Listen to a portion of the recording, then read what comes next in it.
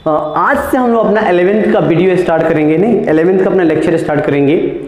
और lecture start करने से पहले हम थोड़ा सा बात करेंगे अपने सिलेबस के बारे में और अपने रिजल्ट्स के बारे में। नहीं, सिलेबस देखो एनसीईआरटी के अकॉर्डिंग अगर तुम चलोगे, एनसीईआरटी और सिर्फ तुम बुक को फॉलो करते हो तो एनसीईआरटी में खासकर 11th के लिए, 12th में तो कुछ एनसीईआरटी सफिशिएंट है नहीं, लेकिन 11th में कुछ सफिशिएंट नहीं है। तो इसके लिए तुमको साइट से या तो कोई अच्छे बुक लेना पड़ेगा या फिर हम जो सीट प्रोवाइड करेंगे उसमें आईआईटी मेडिकल नहीं, बोर्ड एग्जाम से लेके सारे लेवल के क्वेश्चन उसमें रहते हैं। नहीं, तो सबसे पहले हम लोग बात करते हैं थोड़ा सा सिलेबस के बारे में। तो सिलेबस तो हम लोग करेंगे, उसके बाद थोड़ा सा रिजल्ट के बारे में बात करते हैं। तो तुमको पता ही होगा वर्तिका भारद्वाज, नहीं, जिसने क्या किया था, जिसने बिहार टॉप के साथ साथ केमिस्ट्री में उसने 100 नंबर लाया था। पूरे बेतिया से पहली बार किसी ने केमिस्ट्री में 100 नंबर लाया है। नहीं, एक नए तरीके की सोच डेवलप की है वो बेतिया के लिए। नहीं, एक नया सेटअप तैयार की है कि जाओ तुम कर सकते हो। बच्चे सोचते हैं कि ना बेतिया से 95 से ज़्यादा नहीं आ सकता है, लेकिन बेतिया से भी 99 100 नंबर आ सकता है, बस लाने की जरूरत है। देखो तुम लोग सोचते क्या हो 99 और 100 नंबर क्यों नहीं आता है, क्यों 95 पे ही रुक जाता है, 90 नहीं 92 93 94 95% आता है, उससे ज़्यादा नहीं आ पाता है। इस बार आया ना वर्तिका का। नहीं, मैं वर्तिका का कुछ बात बताना चाहता हूँ तुम लोगों को। देखो जब मैं उसका टेस्ट लेता था, तो जैसे और 30 नंबर का टेस्ट है, 30 नंबर का टेस्ट है तो एकदम उसका 30 नंबर आता था।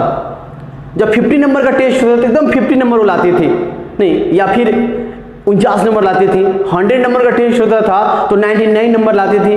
मतलब मैं भी कभी कभी कंफ्यूज हो जाता हूँ यार कि इसको 100 नंबर कैसे दूँ, तो थोड़ा अच्छा नहीं लगता है। एक सेटअप होता है दिमाग में कि यार 100 नंबर कहीं से काटे, लेकिन हमको वो भी कहीं से नंबर उसको काटने के लिए कुछ हमको मिलता ही नहीं था।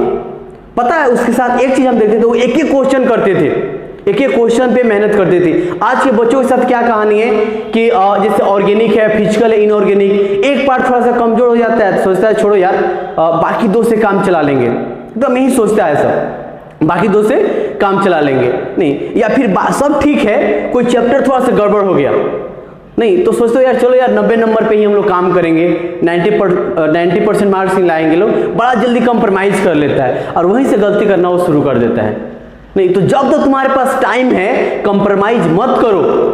नहीं, मैं देखा हूँ वर्तिका एकदम यार, मैं खुद कंफ्यूज होता था यार कि मतलब जितने का मैं टेस्ट लेता था उतना ही नंबर उसको लाती थी।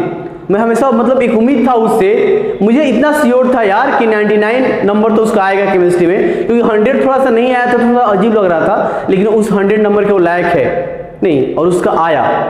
तो देखो मैं बस यही कहना चाहूंगा कि तुम लोग कंप्रोमाइज नहीं करो। तो मेरा जो रिजल्ट है वर्तिका भारद्वाज केमिस्ट्री में उसका 100 नंबर आया है। उसके बाद तुम्हारा विद्या मंदिर का जो टॉपर है ऐश्वर्या, सेकेंड टॉपर है कार्तिक, दोनों मेरे ही स्टूडेंट हैं।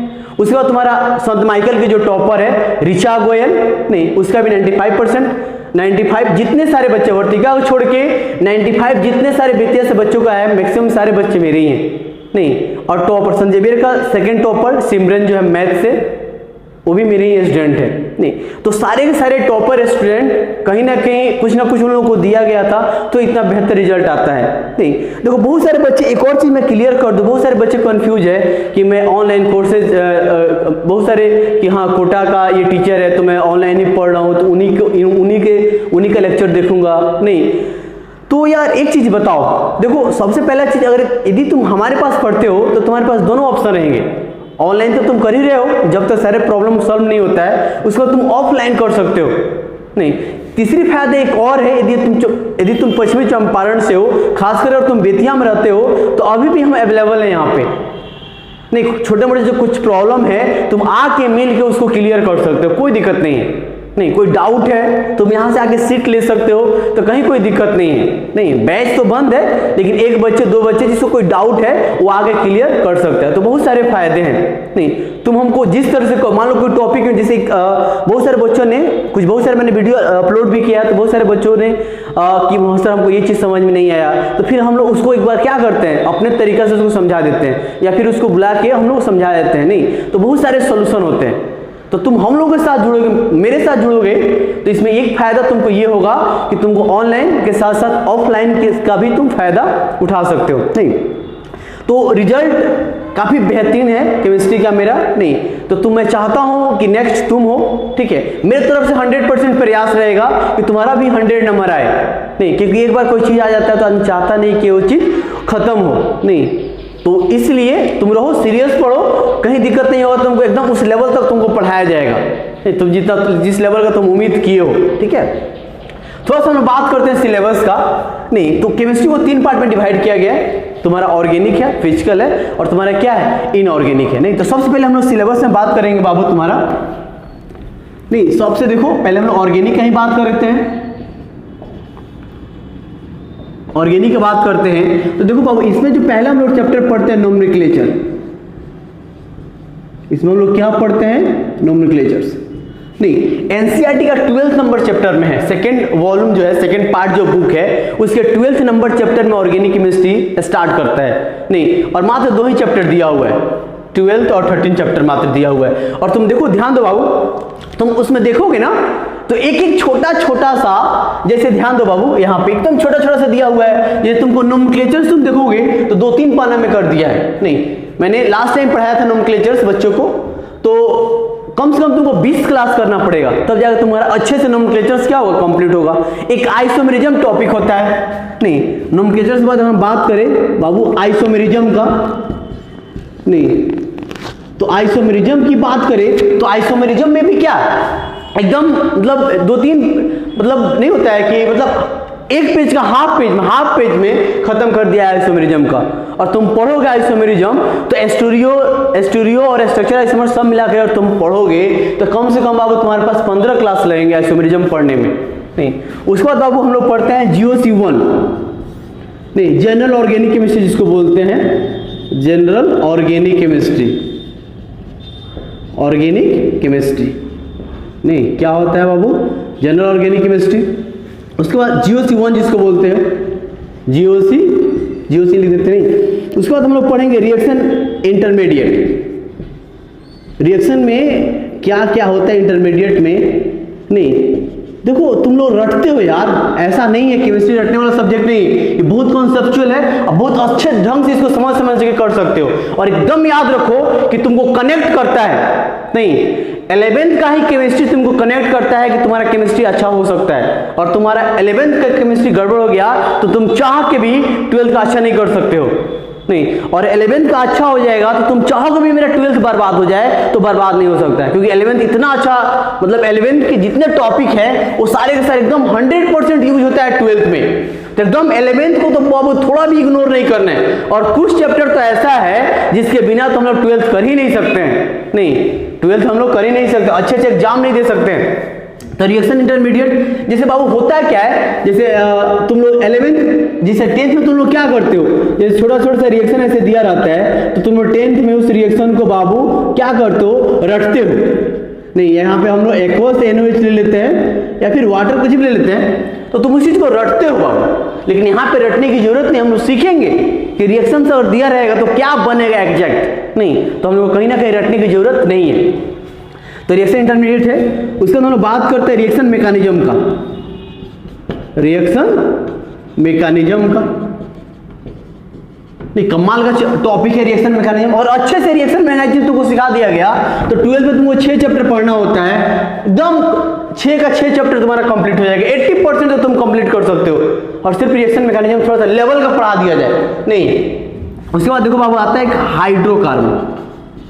हाइड्रोकार्बन नहीं, तो देखो अब एनसीईआरटी तुम पलटोगे तो पता तुमको क्या मिलेगा, सिर्फ 2 चैप्टर मिलेगा।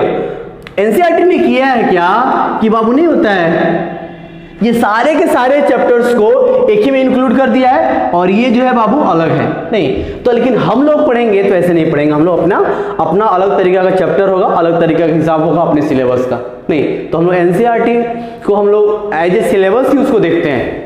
नहीं, ऐसा नहीं कि तुम्हारे पढ़ने के लिए बुक है, वो समझो एक तरह से सिलेबस ही है। वो बायो के लिए सफिशिएंट होता है, 12th के केमिस्ट्री के लिए सफिशिएंट होता है, 11th के लिए नहीं होता है। नहीं, उसके बाद अब हम लोग बात करते हैं थोड़ा सा इनऑर्गेनिक का बात करते हैं।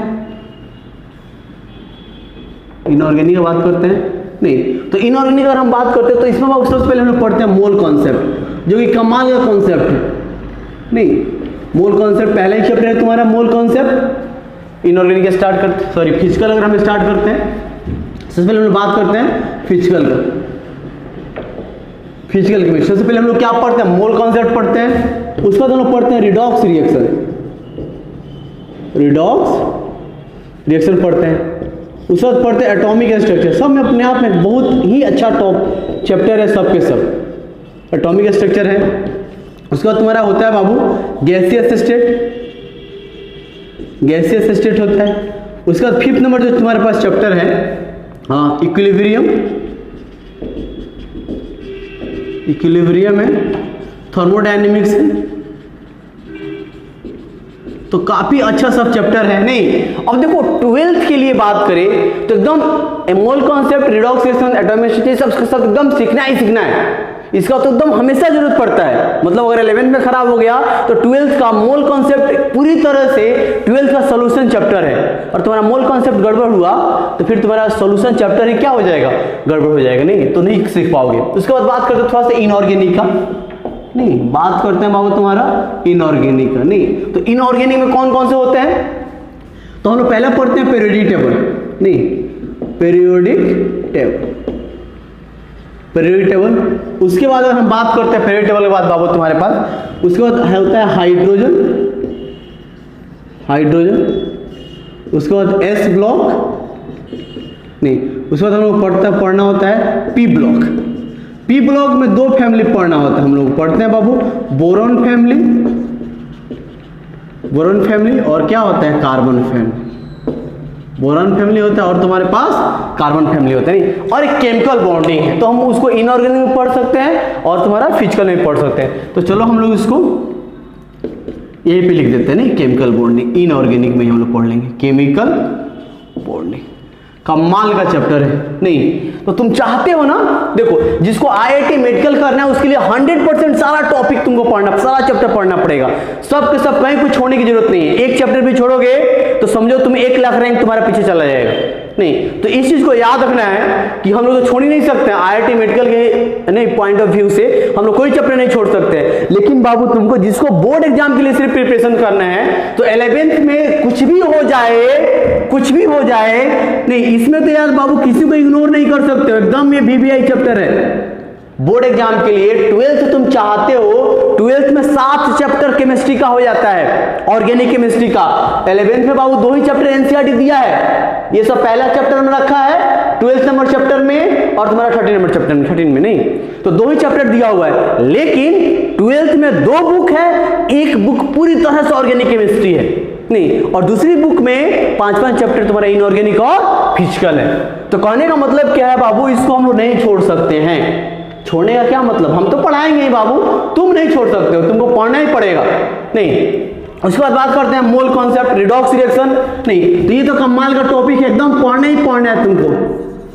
बात कर रहे हैं बोर्ड के लिए, बोर्ड के लिए बाबू ये इंपॉर्टेंट है, कम से कम पढ़ोगे तो जाकर 12 समझ में आएगा।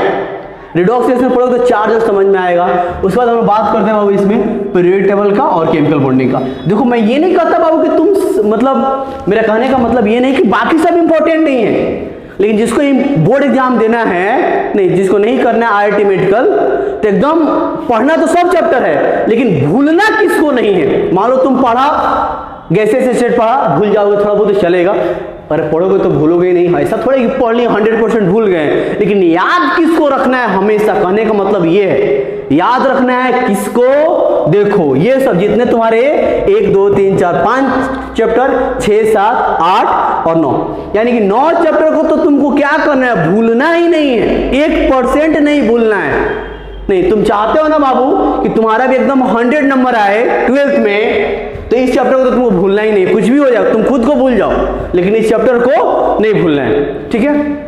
तो कोई भी चैप्टर स्टार्ट करने से पहले नहीं तो हम लोग बाबू पढ़ेंगे बाबू, पहले सबसे पहले थोड़ा सा हम बात करेंगे बेसिक का। नहीं सबसे पहले हम लोग बात करेंगे बाबू क्या तुम्हारा बेसिक का। तो चलो जरा सा कुछ बेसिक हम लोग सीखते हैं। तो ये तुम्हारा ये पूरी की पूरी बात है सिलेबस का, कैसे हम लोग पढ़ेंगे और कैसे करेंगे इसका बात है। नोट करो जल्दी तो जरा सा।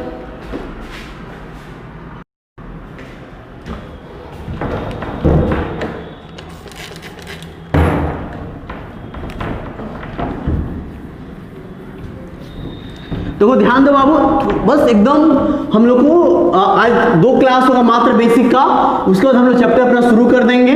नहीं, और सबसे पहला चीज तुमको अच्छे से नोट्स बनाना है। कोई भी बात हो, कोई भी डाउट हो, तुम बेहिचक पूछ सकते हो, कोई दिक्कत नहीं है। और हम कोशिश करेंगे बहुत जल्द, नहीं और देखो सितंबर से नहीं हो सकता तो लाइव क्लास भी लिया जाएगा। और कुछ ऐसा लगता है क्लास कहीं ओपन हो तो ठीक है, नहीं तो फिर हम लोग क्या करेंगे, लाइव क्लास भी हम लोग करेंगे। ठीक है, तब तक हम लोग यूट्यूब से वीडियो से हम लोग क्या करेंगे, अपना पढ़ाई करेंगे। ठीक है बाबू, तो चलो सबसे पहले हेडिंग देना some basic concept of chemistry. Some basic concept of chemistry, नहीं ऑफ केमिस्ट्री। देखो ये एकदम 9th-10th में जो तुम पढ़ के आ रहे हो ना, वही पढ़ा रहे हैं। नहीं, एकदम बेसिक का मतलब क्या होता है, एकदम हम लोग जैसे कुछ बच्चों ने आज मैसेज किया था, जैसे मैंने पीरियोडिक टेबल में पढ़ा रहा हूँ, एक चैप्टर तो हो चुका है, ठीक है, फिर भी कुछ बच्चों ने बोला था सर कि न्यू वीडियो सर अपलोड कीजिए, तो फिर हम नया से एक वीडियो बना रहे हैं। ठीक है, तो सम बेसिक, उसमें बहुत लोगों को क्या था, तुम्हारा इलेक्ट्रॉनिक कॉन्फ़िगरेशन प्रॉब्लम था, नहीं तो इसमें हम सिखाएंगे, सीख लेना some basic concept of chemistry. चलो, तो सबसे पहले हम लोग एलिमेंट्स की बात करते हैं। तो एलिमेंट्स क्या होते हैं बाबू, जिसमें सेम तरह का कॉम्पोजिशन होता है, नहीं एक ही तरह के एटम से क्या होते हैं, बने होते हैं। नहीं तो दुनिया में जितनी चीजें होते हैं, नहीं अगर हम फंडामेंटल पार्टिकल्स की बात करें, दुनिया में जितने चीजें होते हैं जो तुम देख सकते हो या फिर तुम नहीं देख सकते हो, सब के सब किससे मिलकर बना होता है, इलेक्ट्रॉन से, प्रोटॉन से और न्यूट्रॉन से। नहीं, और तुम जब तुम एटॉमिक स्ट्रक्चर पढ़ोगे तो वहां पे पढ़ोगे तुम discovery of electron, proton and neutron. नहीं, इलेक्ट्रॉन्स का, प्रोटॉन्स का, न्यूट्रॉन्स का डिस्कवरी कैसे हुआ था। अभी हम लोग बेसिक बात कर रहे हैं, अभी हम लोग वही बात कर रहे हैं जो कि तुम 9th और 10th में पढ़े हो। हम लोग विशेष बात नहीं कर रहे हैं, नहीं, लेकिन जो बता रहे हैं उसके सीखना बहुत जरूरी है। तो सबसे पहले दुनिया में जितनी चीजें हैं, नहीं जिसको तुम देख सकते हो या नहीं देख सकते हो, वो इलेक्ट्रॉन, प्रोटॉन और न्यूट्रॉन से मिलकर बना होता है। जैसे हम लोग ऑक्सीजन की बात करते हैं, जैसे हम लोग क्या बात करते हैं, ऑक्सीजन की, तो ऑक्सीजन में क्या होता है, क्या तुम इसको देख पाते हो, नहीं देख पाते हो।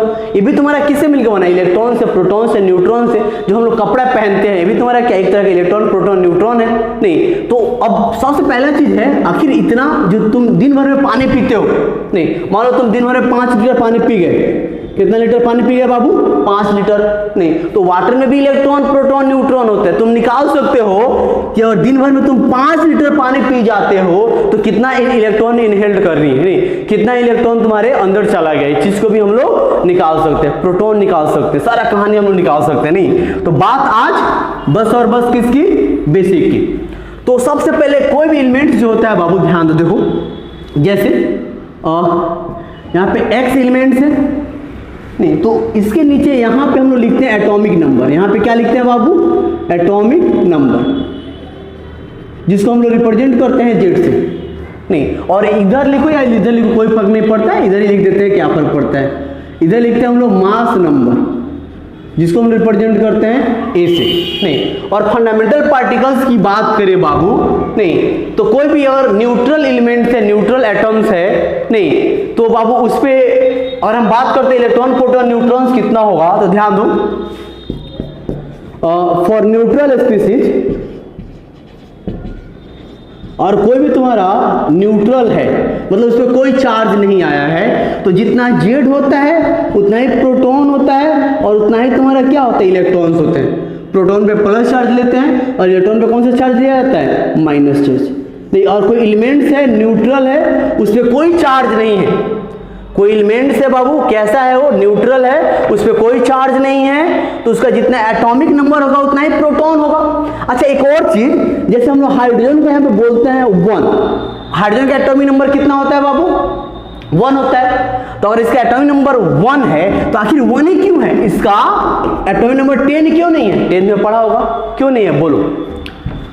तो सिंपल सा देखो क्या कहानी है, क्योंकि हाइड्रोजन के पास प्रोटॉन की संख्या कितना होता है, 1 होता है, और इसके पास प्रोटॉन भी 10 होता, और इसके पास प्रोटॉन और 10 होता, तो इसका एटॉमिक नंबर भी क्या होता, 10 होता।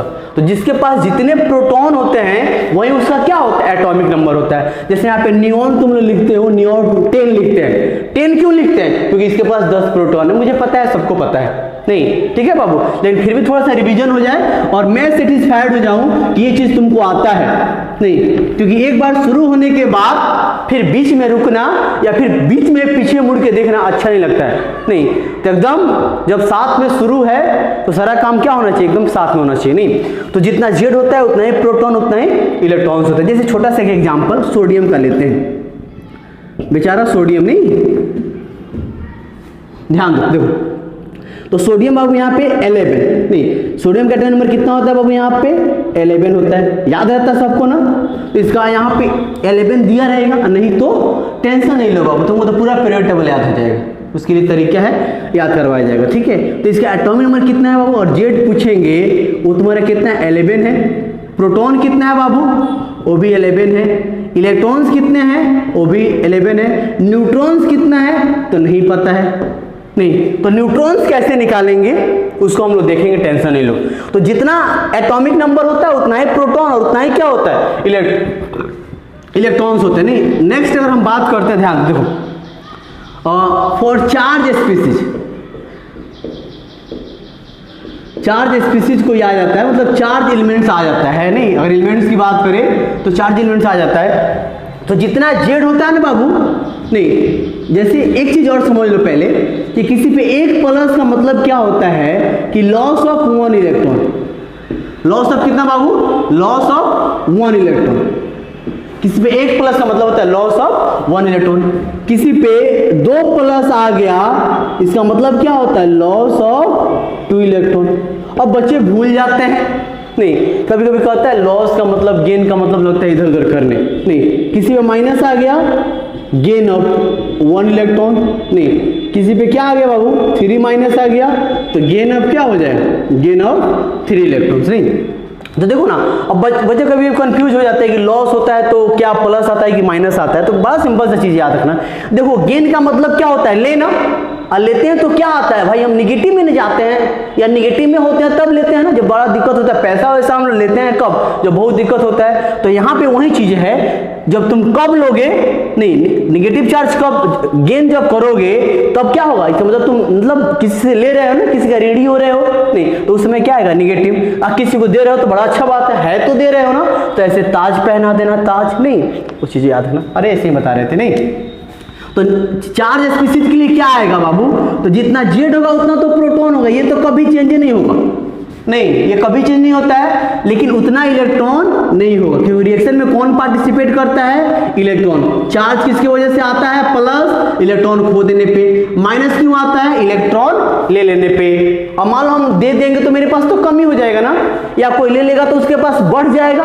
नहीं, तो इलेक्ट्रॉन्स हमेशा क्या होते हैं, बढ़ जाते हैं, घट जाते हैं। प्रोटॉन और जेड क्या होता है, सेम होता है। जैसे बात करते हैं बाबू, यहाँ पे ध्यान दो, जैसे सोडियम पे हम लोग बाबू देते हैं कितना चार्ज, +1 देते हैं, ठीक है। अब तुमसे पूछेंगे बताओ इसका एटॉमिक नंबर कितना होगा, वो याद होना चाहिए, फिलहाल तो सबको याद होता है। जेड की अगर बात करें तो इसका यही 11 जो यहाँ पे लिखते हैं, ठीक है बाबू। प्रोटॉन की बात करें वो भी 11, नहीं। और हम बात करते हैं जरा से इलेक्ट्रॉन्स की, तो इलेक्ट्रॉन्स की अगर हम बात करेंगे, ध्यान दो, तो इलेक्ट्रॉन्स की अगर बात करें तो यहाँ पे कितना प्लस है, एक नहीं होता +4, तो इलेक्ट्रॉन होता 11 इलेक्ट्रॉन्स होते, लेकिन एक लॉस कर दिया है ना बाबू। तो एक लॉस करने का मतलब क्या है, इसका एक इलेक्ट्रॉन्स क्या हो जाएगा, कम हो जाएगा। अब कितना इलेक्ट्रॉन इसके पास हो गया, 10 इलेक्ट्रॉन्स। नहीं, देखो कोई घबराओ नहीं बाबू, ऐसा चीज सोचोगे, सीखोगे, जानोगे जो तुम कभी सीखा भी नहीं होगा। नहीं, लेकिन स्टार्टिंग का होता है ना बाबू कि हम लोग सबसे पहले कुछ बेसिक के बारे में मतलब पता करते हैं, उसके बाद हम लोग आगे सीखते हैं, ठीक है। तो इसलिए घबराओ नहीं, सारा चीज सीखो और अच्छे से नोट्स बनाना। नहीं, नोट्स चेक करेंगे हर एक संडे को, तुम लोग का नोट्स का हम बोलेंगे, मेरे व्हाट्सएप पे भेजो तुम सारे के सारे, ठीक है। चलो अब थोड़ा सा हम लोग बात करते हैं न्यूट्रॉन का। तो न्यूट्रॉन की बात करने से पहले हम लोग मास नंबर का बात कर लेते हैं, नहीं, और फिर हम लोग बात करेंगे इलेक्ट्रॉन्स का और सॉरी न्यूट्रॉन्स का, ठीक है। अरे भाई बहुत आसान होता है, दुनिया का सबसे काम कोई आसान है तो है तुम्हारा केमिस्ट्री पढ़ना। नहीं, और तुम प्रॉपर ढंग से पढ़ रहे हो ना, हर एक चीज मतलब देखो, केमिस्ट्री एक ऐसा चीज है ना जो समय मांगता है तुमसे। नहीं, तुम इसको थोड़ा सा टाइम दो, नहीं, बार बार इसको रिवीजन करो, इसको थोड़ा सा मतलब क्या होता है डेली लाइफ से रिलेट करो, नहीं, और कभी कभी कुछ कुछ वर्ड का यूज करो, नहीं, तो जाकर तुम्हारा क्या होगा, सारा चीज सही हो जाएगा। चलो देखते हैं। उसके बाद हम लोग बात करते हैं मास नंबर का, नहीं, मास नंबर की हम लोग बात करते हैं। तो मास नंबर की अगर हम बात करेंगे, नहीं, तो जिसको हम ए से रिप्रेजेंट करते हैं, तो मास कैसे निकालेंगे बाबू? तो किसी चीज का वेट निकालते हैं, तो जो चीज से वो बना होता है उसको हम लोग क्या करते हैं, उसको हम लोग जोड़ देते हैं ना, नहीं। जैसे अगर इसका मास नंबर की हम बात करें ए, तो इसमें इसके पास क्या है बाबू, प्रोटॉन है, न्यूट्रॉन है और तुम्हारा क्या इलेक्ट्रॉन है, यही करते हैं ना। लेकिन तुम देखते हो बाबू, तुम पढ़ते हो कि ए इक्वल टू सिर्फ और सिर्फ क्या होता है, P प्लस एन होता है। ए क्या होता है बाबू, P प्लस एन होता है। मतलब हम लोग ई को क्या करते हैं भाई, इसको नेग्लेक्ट कर देते हैं, इसको नेग्लिजिबल कर देते हैं। क्यों? क्योंकि इसका वेट बहुत कम होता है, प्रोटॉन न्यूट्रॉन के अपेक्षा बहुत कम होता है, नहीं, इसलिए इसको हम लोग क्या करते हैं, नेग्लेक्ट कर देते हैं। तो ए इक्वल टू सिर्फ क्या, ए इक्वल टू क्या होगा, P प्लस एन। फिर अब एक प्रॉब्लम फंस गया, प्रोटॉन तो सबका पता है जेड के बराबर, न्यूट्रॉन तो किसी का पता नहीं है किसके बराबर, नहीं, तो फिर क्या करेंगे बाबू?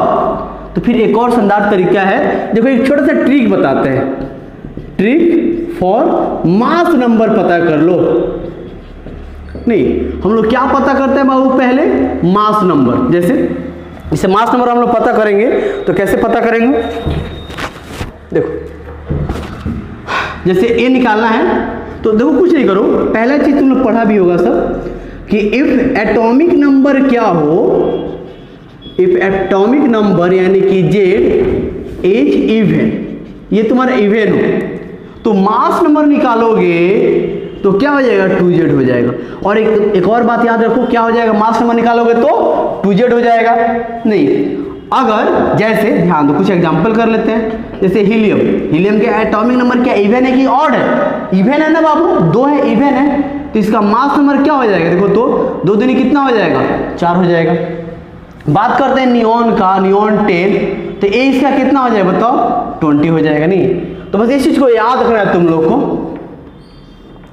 दूसरी बात ये है, बी में देखते हैं, if atomic number is odd, और देन तो क्या होगा, तो मास निकालोगे, ए इक्वल टू क्या करोगे, देखो तो करेंगे 2z अब प्लस 1, ए इक्वल टू क्या करेंगे, मतलब 2 गुना करके 2 जोड़ देना है, ऐसे 1 जोड़ देना है, सिंपल सा, 2 गुना करके 1 जोड़ देना है। देखो तो कैसे, ध्यान दो, देखो जैसे यहाँ पे बाबू सोडियम 11 है, तो बाबू और नंबर है ना, कैसे निकालेंगे, तो ए इक्वल टू करते हैं 2 गुना, तो 11 दूनी 22, नहीं 11 इंटू 2 क्या होगा 22, तो 22 अब प्लस 1 यानी कि 23 हो जाएगा। नहीं, एल्युमिनियम की बात करें क्या हो जाएगा बाबू, ए इसका कितना आ जाएगा, देखो तो यहाँ पे 27 आ जाएगा। लेकिन कुछ ऐसे एलिमेंट्स है ना जो कहते हैं हम किसी का बात नहीं मानेंगे, कुछ ऐसे एलिमेंट्स है जिसका मास नंबर इस ट्रिक पे नहीं आता है। बाबू ये ट्रिक है ना बाबू, तो ट्रिक कहाँ सब पे काम करता है, और हम लोग मास नंबर निकालते हैं, जो वेट निकालते हैं एवरेज होता है उसके आइसोटोप्स का, तो कोई दिक्कत नहीं है। जब हम लोग पढ़ेंगे मोल कॉन्सेप्ट तो बात करेंगे वेट का, मास नंबर में क्या डिफरेंस होता है, एटॉमिक वेट क्या होता है, सारा चीज थोड़ा सा डिफरेंस है, तो हम लोग पढ़ेंगे। तो अभी कैसे याद रखेंगे, कुछ तो इसमें फिट नहीं आएगा, नहीं, तो कुछ एक्सेप्शन करके लिख लो। कुछ क्या होता है बाबू, अभी तुम्हारे पास कुछ एक्सेप्शन होता है, ठीक है। जैसे देखो तो यहाँ पे हाइड्रोजन 1, तो इसका पूछेंगे मास नंबर कितना आएगा बाबू, तो कितना आता है हाइड्रोजन के केस में बाबू, बोलो, हाइड्रोजन के केस में पूछेंगे तो इसके पास क्या होता है 1 होता है।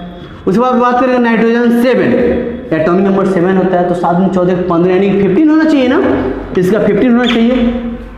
लेकिन क्या होता है बाबू यहाँ पे देखो तो इसका होता है तुम्हारे पास 14 होता है, 14 होता है। उसके बाद हम बात करते हैं बाबू किसका, क्लोरीन 17, तो क्लोरीन क्या होता है 35.5 होता है। बड़ा अच्छा क्वेश्चन आता है, मैक्सिमम बच्चे गलत करते हैं कि क्लोरीन में न्यूट्रॉन्स कितने हैं, तुम लोग भी निकालोगे तभी गलत करोगे। नहीं, चलो आते हैं वहां पे। आर्गन क्या होता है 18, तो कितना होगा 36, लेकिन होता है कितना बाबू 40। तो फिलहाल क्या करो, फिलहाल गाना नहीं गाओ, इसको नोट करो, ठीक है, इसको जल्दी लिखो। और ये याद रखने वाली बात है भाई, तो इसको याद रखना है। नहीं, अब हम लोग को लगता है कि निकाल लेंगे सभी इलेक्ट्रॉन्स, प्रोटॉन्स, न्यूट्रॉन, सब कुछ हम लोग क्या कर सकते हैं, निकाल सकते हैं। तो इसको नोट करो, हम लोग आगे देखते हैं। चलो हो गया। देखो बेसिक एकदम क्लियर होना चाहिए भाई, और बेसिक भी उस लेवल का क्लियर होना चाहिए। अभी तो तुमको आसान आसान लग रहा होगा ना, कल पता चलेगा सब चीज कि बेसिक भी हम लोग अलग अंदाज में पढ़ सकते हैं, अलग तरीका से। और देखो दुनिया का किसी भी कोना में कोई पढ़ रहा होगा, तुम कम नहीं पढ़ोगे। तुम अगर तैयार हो तो इधर से कोई दिक्कत नहीं होगा, ठीक है। तो चलो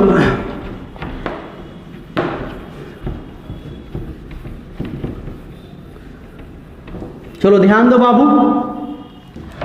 सबसे पहले अगर हम बात करते हैं, अब कुछ क्वेश्चंस कर लेते हैं हम लोग। देखो तो जैसे सोडियम ही पहले करते हैं, सोडियम आधा अधूरा क्वेश्चन था। सोडियम का एटॉमिक नंबर होता है 11। नहीं, इसमें हम लोग इलेक्ट्रॉन्स, प्रोटॉन्स, न्यूट्रॉन सब चीज पता करना है। अब तो पता कर सकते हो ना बाबू, कैसे पता करेंगे देखो तो जरा सा। तो यहाँ पे जेड इसका 11 है, सही है। नहीं, प्रोटॉन कितना है बाबू, वो भी तो 11 ही होता है, सही है। नहीं, उसके बाद इलेक्ट्रॉन्स कितना है, 11 है। इलेक्ट्रॉन्स भी 11 नहीं, इलेक्ट्रॉन्स कितना है, 11 है। उसके बाद बात करते हैं न्यूट्रॉन्स का। किसका बात करते हैं, न्यूट्रॉन्स का। नहीं, तो देखो सबसे पहले न्यूट्रॉन्स निकालने के लिए हमारे पास क्या है, we have a equal to क्या होता है, P plus n. A equal to होता है P प्लस एन। कैसे करेंगे बताओ जरा सा। तो तुम्हारे पास क्या है बाबू, ए पता है, ए कितना है बाबू, देखो तो यहाँ पे एटॉमिक नंबर ऑड है, तो क्या हो जाएगा यहाँ पे 23। तो 23 प्लस P, प्रोटॉन कितना है देखो तो 11, अब प्लस न्यूट्रॉन, तो न्यूट्रॉन कितना हो जाएगा यहाँ पे देखो तो 12 हो जाएगा। न्यूट्रॉन्स कितने हो जाएंगे यहाँ पे 12 हो जाएंगे। तो सब निकल सकता है ना। अच्छा एक क्वेश्चन और, जैसे आर्गन 18 होता है, इसमें पूछेंगे न्यूट्रॉन्स कितना होता है ये बताओ। तो न्यूट्रॉन्स निकालने के लिए सबसे पहले प्रोटॉन से पता करना पड़ेगा। नहीं, तो प्रोटॉन से यहाँ पे होता है 18, इलेक्ट्रॉन भी पता कर लो, वो भी होता है 18। और तुम्हारे पास एक फॉर्मूला है क्या बाबू कि ए इक्वल टू क्या होता है, P up plus n. Equal to क्या होता है, P प्लस एन। नहीं, P कितना है बाबू 18, ए कितना है, अब इसके लिए ए याद करवाया था ना बाबू, याद है। ए कितना लेंगे आर्गन के लिए, तो क्या करोगे 18 है तो 36 कहोगे। नहीं बाबू, इसमें 22 न्यूट्रॉन्स होते हैं, जिसकी वजह से इसका मास बढ़ जाता है। तो इसका मास पूछेंगे तो कितना आएगा बाबू, इसका वेट आता है कितना 40 आता है। नहीं, तो देखो तो क्या आएगा यहाँ पे ए इक्वल टू 40 प्लस एन। तो एन निकालोगे तो इसको माइनस करोगे तो क्या आ जाएगा 22 आ जाएगा। तो न्यूट्रॉन्स कितना हो जाएंगे बाबू यहाँ पे 22 हो जाएंगे। ठीक है, तो है कि नहीं आसान, सारा बहुत ही आसान सारे चीजें है, बस थोड़ा सा तुम लोग को ध्यान देना है। देखो उसके बाद बात करते हैं थोड़ा सा, देखो बहुत गर्मी भी है यार।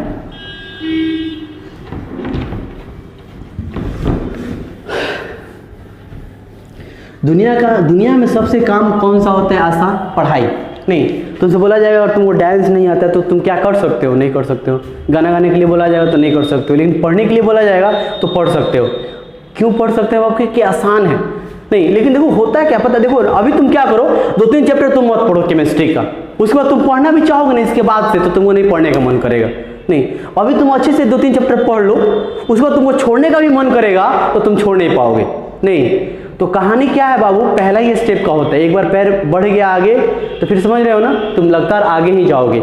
तो फिर कोशिश करो यार। वैसे भी देखो यार हमारे देश का क्या स्थिति है, किसी को कुछ पता ही नहीं रहता है करना क्या, हो क्या रहा है, जा कहाँ रहे हैं, कर क्या रहे हैं, मिलेगा क्या, कुछ फायदा नहीं है। नहीं, तो कम से कम थोड़ा सा पढ़ो यार, तुम लोग सुधारो इस देश को। नहीं, चलो और खास कर यार क्या बात किया जाए, कभी हम लोग बात करेंगे। ठीक है, बहुत सारी बातें हैं करने के लिए जो करना चाहिए भी। ठीक है, तो चलो हम लोग फिलहाल पढ़ते हैं, फिर हम लोग करेंगे बात कभी। तो एक क्वेश्चन कमाल का क्वेश्चन है, क्लोरीन 17। अब इसमें बहुत सारे बच्चे गलत करते हैं जब हमको न्यूट्रॉन्स निकालना होता है। तो एक बात याद रखो बाबू, तुमको इलेक्ट्रॉन्स, प्रोटॉन्स, न्यूट्रॉन्स ये फ्रैक्शन में नहीं हो सकता, ये टुकड़ा में नहीं हो सकता है। अब तुम निकालने जाओगे तो देखो क्या प्रॉब्लम आएगा तुम्हारे सामने। तो तुम तो बड़ा खुशी खुशी निकाल लोगे प्रोटॉन, कहोगे 17, इलेक्ट्रॉन भी कहोगे 17, न्यूट्रॉन का पता नहीं, वही तो पता करना है भैया। देखो क्या करेंगे अब A इक्वल टू करोगे P प्लस N, ये तुमको पता है, ये तो कोई दिक्कत नहीं है। ये कितना है बाबू इसके लिए 35.5, P कितना है 17 प्लस N, तो N निकालोगे तो क्या करोगे 35.5 और यहाँ पे क्या होगा -17, तो निकालोगे तो क्या आएगा, देखो तो आ जाएगा तुम्हारा 18.5, कितना आ जाएगा 18। अब तो यहाँ पे फ्रैक्शन आ गया ना, यहाँ पे फ्रैक्शन में आ गया, लेकिन इलेक्ट्रॉन्स प्रोटॉन्स और न्यूट्रॉन्स क्या होते हैं फ्रैक्शन में नहीं होते हैं। तो फिर हम लोग क्या करेंगे बताओ जरा सब। तो देखो दो उपाय है यहाँ पे, इसको देखा गया कि न्यूट्रॉन्स कितना होते हैं 19 होते हैं, नहीं याद रहेगा 19 न्यूट्रॉन्स होते हैं, ये मान लेना है बाबू। इसको क्या करना है, एकदम इसको याद रखना है, एकदम याद करने के लिए, ठीक है बाबू, कि जब भी फ्रैक्शन में आएगा ना तो उसके आगे वाला डिजिट मान लेना, या इसको तुम चाहो तो 36 मान सकते हो। किस केस में, नहीं किस केस में बाबू, और तुम क्या निकाल रहे होगे न्यूट्रॉन्स निकाल रहे होंगे, तो इसको मान के निकालोगे तब 19 आ जाएगा, नहीं तो मेरे ख्याल से तो हो जाएगा। नहीं इलेक्ट्रॉन प्रोटॉन में तो अब दिक्कत नहीं होना चाहिए। अब हम लोग बात करते हैं, जरा सा ध्यान दो, देखो अब हम लोग बात करेंगे बाबू थोड़ा सा और हम लोग अपने कुछ आगे टॉपिक के बारे में। देखो क्या क्या, अब हम लोग इलेक्ट्रॉन प्रोटॉन न्यूट्रॉन से निकाल लिए, नहीं इलेक्ट्रॉन्स में नेगेटिव चार्ज होता है, प्रोटॉन पे पॉजिटिव चार्ज होता है। चार्ज कैसे पता चला ये तुमको भी पता चल जाएगा, बस समय आने दो, ठीक है। तो अभी याद करना है कि इलेक्ट्रॉन पे नेगेटिव चार्ज, प्रोटॉन पे पॉजिटिव चार्ज और न्यूट्रॉन्स पे कोई चार्ज नहीं होता है, ठीक है। चलो देखो एक बात और याद रखना है बाबू, अब तो जान गए कि इलेक्ट्रॉन्स प्रोटॉन्स न्यूट्रॉन्स रहते हैं, होते हैं, नहीं ये रहते कहाँ पे इनका बात करना है। तो देखो एक पॉइंट होता है ना, एक पार्ट होता है यहाँ पे, जहाँ पे जिसको हम लोग न्यूक्लियस बोलते हैं, और उसी न्यूक्लियस में क्या रहता है न्यूट्रॉन्स और प्रोटॉन। नहीं समझो ना कि नारायण प्रसाद हैं, कौन प्रसाद है बाबू, नारायण प्रसाद कहाँ पे रहते हैं, ये हाथी पर चढ़ के घूमते रहते हैं। नहीं जो ऑर्बिट होता है इसको, इसमें क्या रहता है बाबू, इलेक्ट्रॉन्स रहता है, ऑर्बिट में क्या रहता है, इलेक्ट्रॉन्स रहते हैं, ठीक है। बहुत मजेदार होता है यार केमिस्ट्री, थोड़ा सा सीरियस होने की जरूरत है। तुम जितना भी चाह रहे हो ना सीरियस होने के लिए, उसका 10% भी हो जाओ ना और कंटिन्यूटी के साथ, नहीं तो फिर कमाल हो जाएगा यार। और तुम चाहोगे तभी कमाल होगा, हम कितना हो चाहेंगे कुछ नहीं हो सकता है, हम चाहेंगे तो सिर्फ चाहते रह जाएंगे, कुछ नहीं होगा। और तुम चाहोगे कमाल, तो कमाल के साथ धमाल भी हो जाएगा, ठीक है। तो चलो देखो तो नारायण प्रसाद क्या होता है, न्यूक्लियस में रहते हैं, नहीं हाथी पर चढ़े घूमते रहते हैं, मजाक कर रहे थे यहाँ पे इलेक्ट्रॉन्स रहता है ऑर्बिट में, ऑर्बिट में क्या रहता है बाबू तुम्हारा, इलेक्ट्रॉन्स, ठीक है, इलेक्ट्रॉन्स रहते हैं, इलेक्ट्रॉन्स नहीं। तो सबसे पहले हम लोग बात करते हैं, इसको हम लोग, ये ऑर्बिट है, इसको हम लोग बोलते हैं बाबू कौन सा ऑर्बिट है, ये तुम्हारा पहला ऑर्बिट है, ये तुम्हारा दूसरा ऑर्बिट, ये तीसरा ऑर्बिट, और ये क्या होता है चौथा, इसका पांचवा इनफाइनाइट ऑर्बिट होता है। नहीं उसके बाद बात करते हैं, इसका एक और नाम दिया गया है, इसको के सेल बोलते हैं, कौन सा सेल, ऑर्बिट नंबर बोलो, यानी कि तुम्हारे पास ऑर्बिट नंबर कौन कौन से होते हैं ये बताओ। ऑर्बिट नंबर की अगर हम बात करें तो ऑर्बिट नंबर को हम लोग एन से लिखते हैं, किससे लिखते हैं, एन से, ठीक है। देखो तो कौन कौन से होता है ऑर्बिट, 1 2 3 4, नहीं उस तरह से सेल होता है, सेल नंबर भी होता है, नहीं सेल कौन कौन से होते हैं, KLMN, कोई अंतर नहीं होता। पहला सेल बोलो के, अच्छा के से रिप्रेजेंट करते हैं, इसके मतलब देखो XY मैथ में ज़्यादा यूज करते हैं, ABCD सब कहीं ना कहीं यूज था, तो KLMN ही फ्री था, बेचारा किसी ने KLMN का यूज नहीं किया, तो इसलिए हम लोग उसको KLMN मान लेते हैं। तो K, ये तुम्हारा सेकेंड ऑर्बिट को क्या मान लिए L, इसको क्या मान लिए M, और इसको क्या मान लिए N, ठीक है। उसके बाद एक सबसेल भी होता है, रियल कहानी तो सबसेल का ही है, सेल का तो बेचारा कुछ कहानी नहीं है। कौन कौन से होते हैं बाबू, तो S, उसका होता है S और P, SP D और F, फिलहाल तो F ही है। जब तुम लोग आगे जब पढ़ोगे तो और तुमको बहुत सारी चीज़ें सीखोगे, बहुत सारे एलिमेंट्स डिस्कवर करोगे, तो F के बाद तुम GH जो मन करे यूज करना, ठीक है। अब सबसे पहले हम लोग बात करते हैं बाबू कि आखिर ये न्यूक्लियस है, इसको हम लोग क्या बोलेंगे बाबू? इसको हम लोग बोलते हैं न्यूक्लियस। ये जो तुमको दिख रहा है इसको हम लोग बोलते हैं न्यूक्लियस। ये न्यूक्लियस है, इसको ये तुम्हारा ऑर्बिट नंबर है, ये सब क्या है? ऑर्बिट नंबर है, जिसको हम लोग n से रिप्रेजेंट करते हैं। तो ऑर्बिट नंबर तो बहुत सारे होते हैं, ऑर्बिट नंबर बहुत सारे होते हैं, नहीं मतलब ऑर्बिट तो बहुत सब होते हैं, नहीं 1 2 3 4 बहुत सारे ऑर्बिट्स होते हैं। तो इसका भी एक अलग नाम है, इसको आउटर मोस्ट ऑर्बिट बोलते हैं, सबसे आउटर मोस्ट ऑर्बिट। इसको हम लोग क्या बोलेंगे? जो सबसे बाहर है उसको हम लोग देते हैं नाम, एक इंडिविजुअल उसका नाम है आउटर मोस्ट ऑर्बिट। इसको हम लोग बोलते हैं पेनल्टीमेट ऑर्बिट, इसको बोलते हैं एंटी पेनल्टीमेट ऑर्बिट। तो ये सारी चीजें, बाकी को इनर सेल बोलते हैं, ठीक है। तो अब ये तो पता चल गया भाई कि एक एटम में एक ही न्यूक्लियस होते हैं। न्यूक्लियस का भी डिस्कवर कैसे हुआ सब पता चलेगा बाबू, टेंशन नहीं लेना है, बस वेट करना है समय का, नहीं। तो ध्यान दो, तो ये न्यूट्रॉन और प्रोटॉन है, न्यूक्लियस में रहते हैं। ऑर्बिट तो बहुत सारे हैं, एक ऑर्बिट, दो ऑर्बिट, बहुत सारे ऑर्बिट है। तो जितने न्यूट्रॉन्स प्रोटॉन होंगे तो इसी में रहेंगे। क्या सब ऑर्बिट में नंबर ऑफ इलेक्ट्रॉन सेम ही रहते हैं कि अलग अलग रहते हैं? तो फिर बात यह है कि अलग अलग ऑर्बिट्स में इलेक्ट्रॉन्स अलग अलग संख्या के रूप में रहते हैं, नहीं। तो किसमें कितना रहता है, मैक्सिमम कितना रह सकते हैं, इन सब चीज़ों पे अभी हम लोग को चर्चा करना है, ठीक है। तो देखो, तो सबसे पहले हम लोग बात करते हैं सेल के बारे में। किसके बारे में बाबू? सेल के बारे में। सेल नहीं तो मैक्सिमम नंबर ऑफ इलेक्ट्रॉन्स क्या आएगा? सेल की अगर बात करें तो मैक्सिमम नंबर ऑफ इलेक्ट्रॉन भरने का जो तरीका होता है 2n², जहां पे n क्या है तुम्हारा? n वेयर, n क्या है तुम्हारा? यह है orbit number, orbit number. n क्या है तुम्हारा? ऑर्बिट नंबर, ठीक है। तो चलो एक तरफ लिखते हैं सेल, एक तरफ सेल लिखते हैं, एक तरफ लिखते हैं ऑर्बिट नंबर, नहीं या पहले ऑर्बिट नंबर लिखो, अच्छा रहेगा। इधर लिखते हैं ऑर्बिट नंबर, इधर लिखते हैं सेल, और इधर लिखते हैं maximum number of electron, maximum number of electrons. नहीं तो ऑर्बिट नंबर कौन कौन से होते हैं? देखो तो बाबू, पहला ऑर्बिट, तो पहला ऑर्बिट में सेल कौन सा होता है? तो पहला ऑर्बिट में अगर हम सेल की बात करें, पहला ऑर्बिट में तो कौन सेल होता है बाबू? के सेल होता है। फॉर्मूला कहां से है सब पता चल जाएगा, टेंशन नहीं लो। कि मैक्सिमम क्या आएगा? 2 × 1 का स्क्वायर करोगे ना, 1 क्या ऑर्बिट नंबर है, तो कितना आ जाएगा? यहाँ पे 2 आ जाएगा।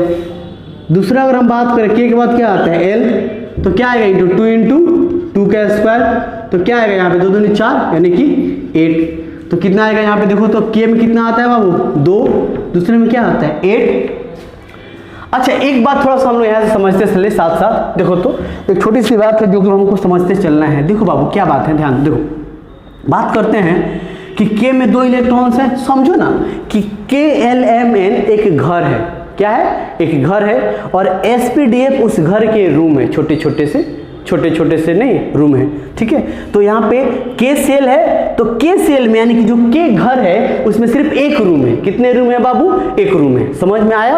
अब देखो तो उसमें कितने लोग रहते हैं बाबू? 2 लोग। तो एक घर है और उसमें मात्र एक ही रूम है, तो दोनों लोग तो उसी रूम में रहेंगे, नहीं। तो इसमें अब बात करते हैं कि इस सब सेल में कितना रहेगा, तो एक ही तो रूम है बाबू, तो उसी में ना रहेंगे। तो इसमें कितना रहेगा भाई लोग? 2 रहेगा, नहीं। अच्छा एल सेल है, मान लो एल घर है, थोड़ा सा बड़ा घर है, और उसमें कितना इलेक्ट्रॉन्स, उसमें कितने रूम है? 2 रूम है, नहीं। तो अब 2 रूम है, अब पता चलेगा कि एस वाला रूम छोटा है, उसमें 2 ही लोग रह सकता है, नहीं। तो यहाँ पे कितने लोग रहेंगे बाबू?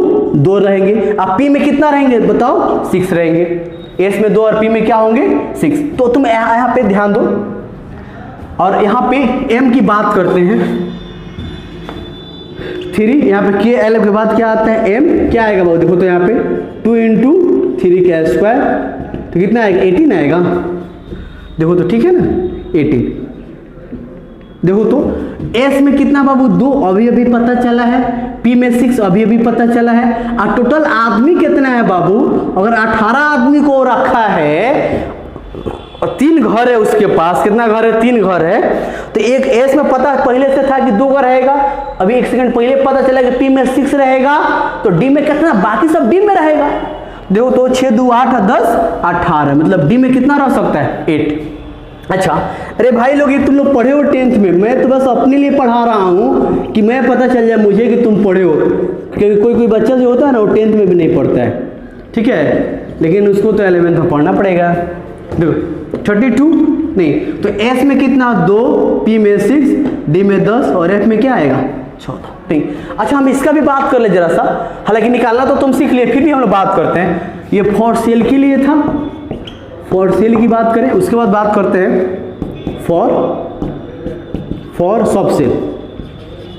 तो सब सेल का कहानी बताओ तो क्या होता है, मैक्सिमम नंबर ऑफ इलेक्ट्रॉन कैसे रखोगे, मैक्सिमम नंबर ऑफ इलेक्ट्रॉन के फॉर्मूला क्या होता है, देखो क्या होता है बाबू 4n-2, जहाँ पे n क्या है ऑर्बिट नंबर, फिर n का कहानी क्या है, n देखो ना यही तो है ऑर्बिट नंबर, n है नहीं, n क्या है भाई लोग ऑर्बिट नंबर। देखो तो अब यहाँ पे बात करते हैं जरा से हम लोग ऑर्बिट नंबर की, ऑर्बिट नंबर, उसके बाद आता है सब सेल, उसके बाद आता है maximum number of electrons. Maximum number of क्या आता है बाबू, इलेक्ट्रॉन्स, ठीक है।